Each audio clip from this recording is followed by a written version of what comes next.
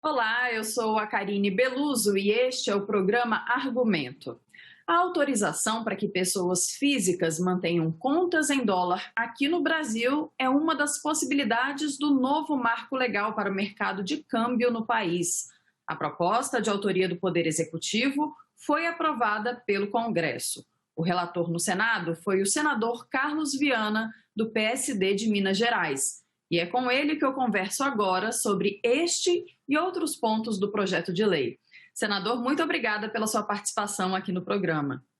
Obrigado, Karine. Uma alegria muito grande podemos conversar sobre esse marco, que é um avanço no Brasil, depois de mais de 100 anos de leis que estavam em vigência e que, na verdade, acabavam tirando competitividade do Brasil e prejudicando muito o cidadão quando fazia negócios ou viajava ao exterior.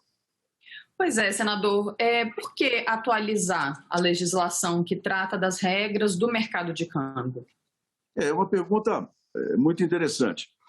O câmbio sempre existiu no mundo todo, desde os primórdios da civilização, era feito cada um à sua maneira, troca de material, de comida, de safras. Depois vieram os primeiros bancos e esses títulos de crédito também começaram a se tornar populares e as bancas de dinheiro no mundo começaram a crescer. Quer dizer, é algo tão antigo quanto a própria civilização. Mas os países, nem todos têm a quantidade de recurso por igual. Há países mais pobres, países mais ricos. E o Brasil sempre teve uma dificuldade muito grande com relação ao dólar, as chamadas reservas internacionais, porque nós dependemos das exportações. Já na época do Império, o Brasil exportava muito café, o Brasil exportava muito produto básico, ou seja, pouco valor em dólar disponível nas nossas contas. Então, as leis eram muito restritivas. Só uma pequena parte da população brasileira, especialmente de empresários e de nobres, é que podiam ter as condições para acessar moeda estrangeira e sair do Brasil e visitar. 99% da população não tinha acesso qualquer à moeda estrangeira e em alguns momentos eram até proibidos de ter essas moedas em casa. Com o passar do tempo, já em 1930, o Brasil começa a modernizar essas leis, mas ainda muito restritivas durante o governo de Getúlio Vargas, principalmente durante o período da Segunda Guerra Mundial, que foi a época em que o Brasil mais exportou, começou a mandar a questão do minério de ferro, começou a exportar para os países em guerra e a quantidade de dólares entrou. Só que de lá para cá, se nós compararmos o Brasil dos anos 30 e 40, do Brasil que é hoje, a nossa economia, vocês vão ver que naturalmente não há a menor possibilidade de nós trabalharmos com as mesmas leis de 100 anos, 120 anos. E o que nós estamos fazendo aqui agora entregamos à população brasileira uma revisão completa, criamos um novo marco dentro das principais regras internacionais sobre acesso e envio de recursos para o exterior e com a atualização de que o Banco Central, judicialmente, é o responsável por esse controle de todo o trânsito. E outro ponto importante, a questão dos acordos brasileiros para o combate à lavagem de dinheiro e ao financiamento do terrorismo. São dois pontos fundamentais que a legislação brasileira hoje se adequou às principais do mundo. Pois é, são vários pontos, várias regras, né? Sobre, por exemplo, essa possibilidade aberta pela proposta de que futuramente seja permitido ter conta bancária em moeda estrangeira aqui no Brasil. Como é que funcionaria isso? Porque atualmente não é todo mundo que pode ter, né? Quais são os requisitos e qual a vantagem disso? Você, por exemplo, tem uma conta bancária e tem um investimento. Você eu vou dar um exemplo, você está fazendo uma poupança própria para o futuro, ter lá uma previdência além da oficial. Você pode atrelar esse seu investimento em dólar. A legislação brasileira permite isso. Né? Você vai lá e fala, olha, eu quero que o meu investimento ele seja colocado no mesmo patamar do dólar e vai render de acordo com o câmbio. E nós chamamos isso ancorar. Então você ancorou o seu dinheiro, já é perfeito, isso já é natural, o Brasil permite isso desde 1995, quando sofremos uma grande especulação do câmbio, a legislação brasileira mudou nessa questão do controle. Então hoje qualquer um pode ter um investimento em dólar desde que com a moeda em real. O que nós estamos propondo aqui, foi aprovado, é que se a pessoa é um investidor estrangeiro, se a pessoa tem uma necessidade, por exemplo, de envio de recursos para o pagamento de contratos, se é uma pessoa jurídica que importa ou exporta e que precisa da moeda para os contratos, ela poderá usar os bancos brasileiros, os recursos aqui em dólar, para fazer os pagamentos. Por que isso?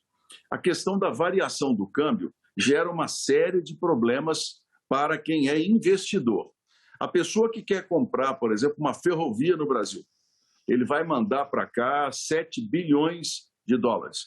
Ele tem que, obrigatoriamente, ou tinha, de transformar esse dinheiro em moeda nacional e passaria a ter aqui o seu patamar dentro do real.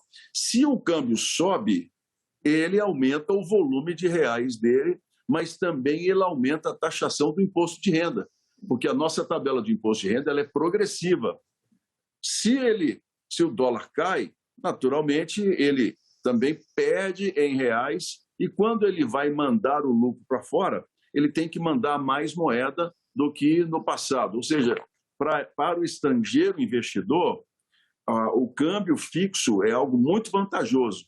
Se o câmbio é volátil como o nosso, que flutua, aí isso gera as disparidades na hora de fazer o negócio. E os estrangeiros sempre reclamaram disso.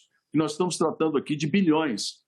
Nós muitas vezes imaginamos a questão do câmbio, está muito perto da gente. Mas nós estamos falando de investimentos de bilhões em polos petroquímicos, nessas ferrovias, agora na questão da cabotagem, compra de companhias aéreas, os portos brasileiros, os aeroportos, estão entrando em moeda estrangeira. E esse investidor, ele quer a paridade desse dinheiro. Por isso, a permissão, se a pessoa realmente precisa, de manter os ativos em dólares, o que acontece no mundo todo. Em qualquer lugar desenvolvido de economia, o empresário pode ter essa vantagem. Significa que todo mundo pode? Pode. Se a pessoa quiser ter uma conta em dólar, ela vai lá justificar. O Banco Central pode dizer não. Isso aqui não tem justificativa dentro da legislação. Outro ponto interessante... Pois não. Não, eu ia perguntar sobre a fiscalização. Nada muda, né? Quanto à fiscalização, os requisitos, as regras. Isso é uma crítica de alguns senadores, né? Considerando como se fosse uma blindagem para os mais ricos, né? A fiscalização não muda. Não, porque é o seguinte, quando a pessoa ela quer agir de má fé, quando ela quer, por exemplo, mandar para fora dinheiro que foi adquirido no Brasil de alguma maneira irregular, como foi, por exemplo, nos escândalos da Petrobras, né? Gerentes da Petrobras com 300 milhões de dólares escondidos no exterior. Essas pessoas não usaram o mercado formal de câmbio.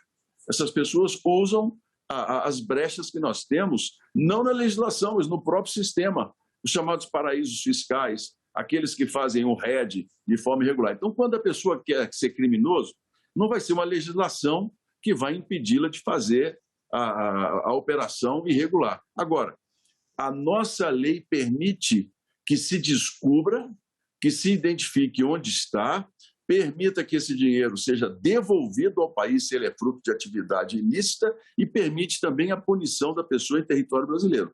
O marco é muito claro sobre esse assunto. Quer dizer, olha, estamos dando ao cidadão a facilidade toda de fazer o câmbio. Ele tem uma empresa lá fora, ele vai comprar uma casa, ele vai fazer um investimento, o país não tem qualquer restrição no envio de recursos. Você pode enviar a quantidade que você quiser. Agora, se você enviar por forma irregular, a legislação brasileira te alcança. Por quê? Nós somos signatários de vários acordos internacionais entre as Procuradorias de República, o Ministério Público e os governos, as receitas federais e os bancos centrais. Um cidadão brasileiro que tem uma conta nos Estados Unidos, em Portugal e na Espanha, e começa a receber vultuosas somas que não tenham vindo do país de origem dele, ele já é imediatamente colocado em uma lista de alerta sobre a questão da lavagem de dinheiro. Toda pessoa. Então, você tem lá um parente em Portugal, a pessoa desenvolve lá em Portugal uma atividade simples, por exemplo, ganha 2.000 euros por mês, e, de repente, começou a aparecer na conta 500 mil euros, 600 mil euros, não vieram do Brasil. Opa, alguma coisa aqui está errada. A Receita de lá vai chamar a atenção, vai pedir a documentação e vai notificar a Receita brasileira. Hoje há um controle muito maior dessa questão do trânsito de moeda estrangeira no mundo, principalmente contra o tráfico de drogas e lavagem de dinheiro. Certo. Senador, e outra nova regra trazida pela proposta é para viajantes, né? Aquele limite de dinheiro vivo que cada passageiro pode portar ao sair do Brasil ou ao entrar no Brasil, ele aumenta, né? Como é que é hoje e o que muda, o que será permitido? A regra foi criada ainda no governo Fernando Henrique Cardoso. Lá o dólar estava 1 por 1. Então, 1 por 1, R$10 mil, $10 mil. Era a regra. Só que o dólar hoje está quase 6. Você vai viajar com moeda estrangeira, se você quer levar em meio circulante, que é como nós usamos a expressão correta, não é dinheiro, é meio circulante, você precisa comprar. Você hoje não compra $2 mil com R$10 mil. E tem que usar os cartões de crédito, aquela coisa toda. Às vezes a pessoa não quer, a pessoa não gosta. Tem determinados segmentos religiosos que não usam cartão de crédito, não gostam de cartão de crédito. Então, aí nós mudamos a regra para $10 mil ou equivalente em moeda estrangeira. A pessoa pode comprar, entrar e sair do Brasil com essa mesma quantidade. Agora, principalmente para os estrangeiros. Veja bem, o estrangeiro entrar com 10 mil, como é que um estrangeiro entra aqui com $2 mil e poucos, né? É um negócio difícil para o estrangeiro entrar no Brasil com uma quantidade muito pequena de moeda. Então, nós adequamos $10 mil americanos em qualquer outra moeda. E outra coisa importante também de citar, nós temos muitos imigrantes no exterior. Esses imigrantes têm que usar as empresas de câmbio para poder mandar o dinheiro para o Brasil, e pagam taxas muito altas às vezes. Agora não.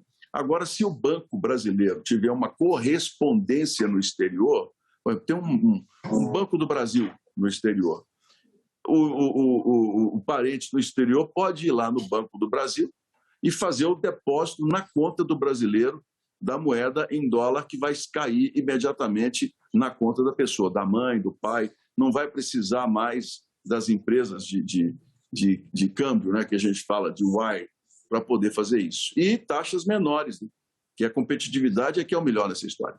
Ou seja, a burocracia diminui, né, senador? A questão da burocracia hoje, ela é muito tranquila, porque você tem toda a documentação, Karine, digitalizada. A própria regra diz que quando uma pessoa vai fazer um câmbio, não tem que ficar apresentando certidões, não tem que ficar apresentando nada. Isso é parte de quem vai fazer a operação. Você só vai chegar lá, apresentar o seu passaporte, dizer quanto você quer e como você vai pagar aquela moeda. Se você é uma pessoa jurídica, normalmente pediam para você certidão disso, certidão daquilo outro, para você fazer a operação de câmbio. Hoje não. Hoje quem vai fazer já tem acesso pelo governo federal de toda uma vida de uma pessoa jurídica. Se deixou de pagar imposto, se está devendo, se tem algum processo, né? Tudo isso é levado já em consideração para facilitar a vida daquele que trabalha com câmbio. Certo. São muitos pontos, né, senadora? Realmente é um novo marco e, infelizmente, o nosso tempo aqui é curto, mas eu quero agradecer muito a sua participação aqui conosco, por esclarecer todos esses pontos que a gente conversou agora. Muito obrigado. Foi um prazer para mim trabalhar como relator do Marco do Câmbio, modernizando regras no Brasil que são tão importantes, e participar com vocês. Um grande abraço. Um abraço, senador, e agradeço também a você que nos assistiu. Este programa já está disponível no nosso site, senado.leg.br/TV, e também no nosso canal no YouTube. Obrigada pela audiência e até o próximo Argumento.